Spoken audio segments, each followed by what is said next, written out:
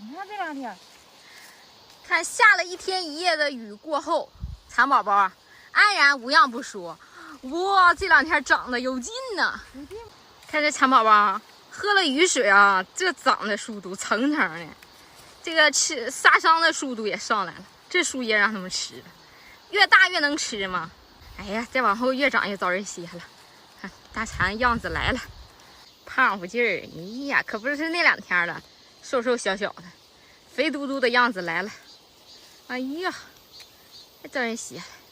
这就是我们坐蚕的习性，一天一夜的雨，不耽误吃，不耽误喝，还不耽误长，丝毫不受影响。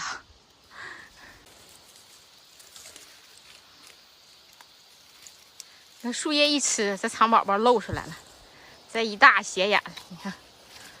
今年啊，我跟你说，哎，到后期还不知道怎么事儿呢，有可能有的树叶就不够吃了。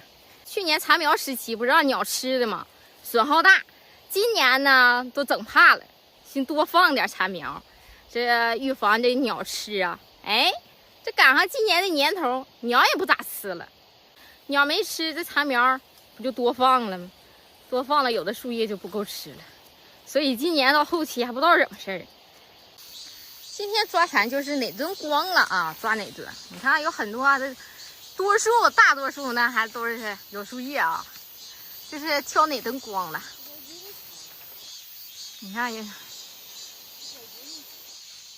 这叫其实不叫抓蚕啊，这个活叫云蚕。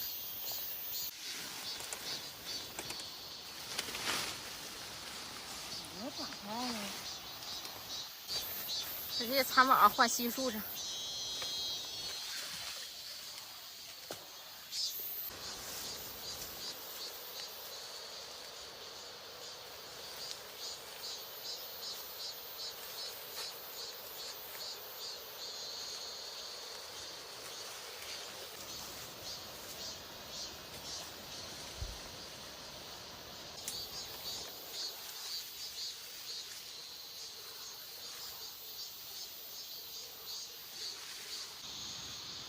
这蚕宝它已经开始往树上爬了。这坐蚕啊，它倒的树它不待，它就非得站起来的树，它就往高处爬。